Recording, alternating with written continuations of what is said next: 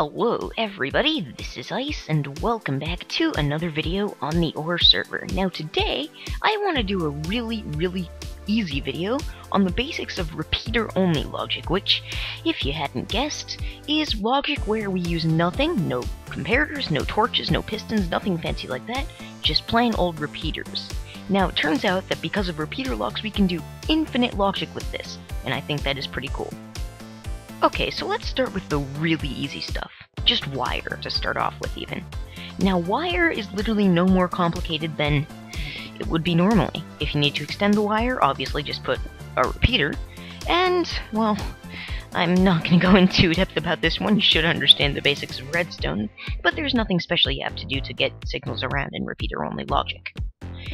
For repeater-only OR gate, it's much the same thing. You don't need any inversions for OR. You can just use two repeater diodes like so, and this works like a charm. So these are the two gates that really don't require much of a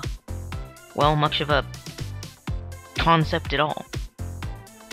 Alright, so now that we understand the basic repeater-only gates, now we get into the kind of hairy ones, with the whole repeater-only concept. It's a bit strange, and you might not really see the point of it at first, but you'll see that it is actually a really ingenious thing. So let's just make a basic repeater lock here. If you don't know how these work, it's when we have one repeater going like this and one repeater going like this. This will now take input and lock this repeater in its current state.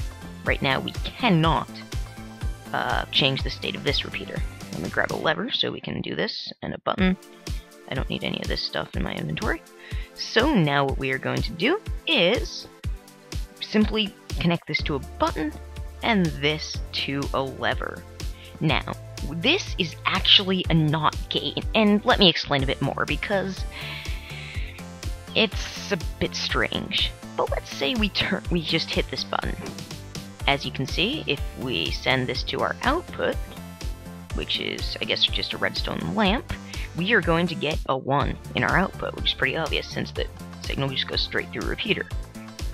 However, if we turn this lever on, now if we press the button, it can't go anywhere.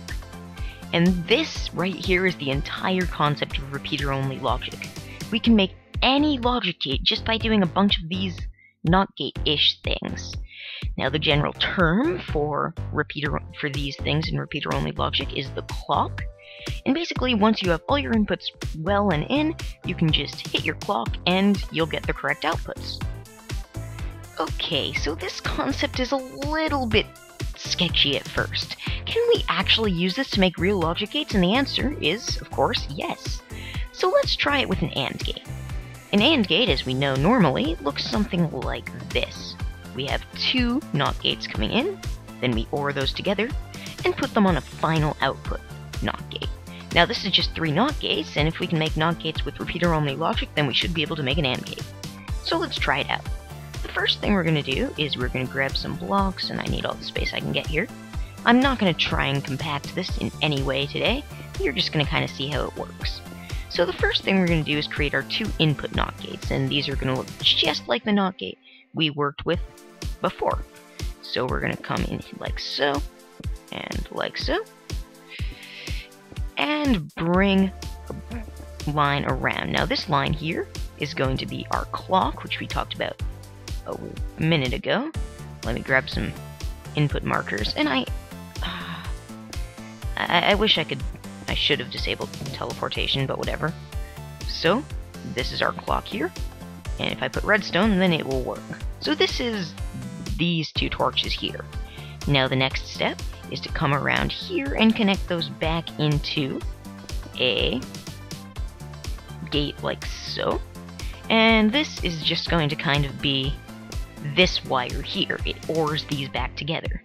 And now finally what we're going to do is we are going to come out with another repeater like this, and another repeater like this. Now this is going to take 2 repeaters to do because of the extra delay from here, but if we connect this all up here, this is going to be the output of our AND gate. And if you look at this, you might just be able to see kind of how this might function as an AND gate. Well, let's try it. Right now, if we hit the clock, nothing is going to happen. If we turn on one input, still nothing is going to happen. But if we turn on both, then as you can see, our repeater-only AND gate has figured out this is correct. And you can see how this would work.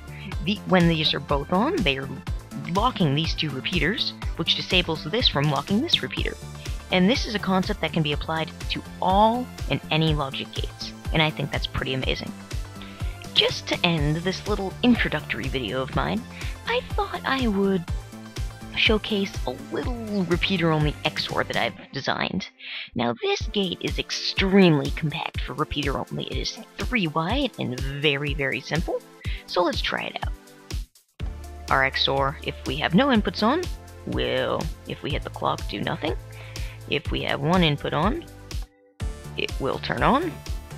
But if we have both inputs on, it will again turn off. So this is just another example of how compact we can really get repeater-only logic. It doesn't have to be giant and sprawling like what you saw before. It can be just simple like this. So hopefully that concept's not too weird or foreign. If it is, please leave a question in the comments and I'll get back to you. But hopefully you enjoyed that. As always, remember to like, subscribe, and share, and as always, well, bye now.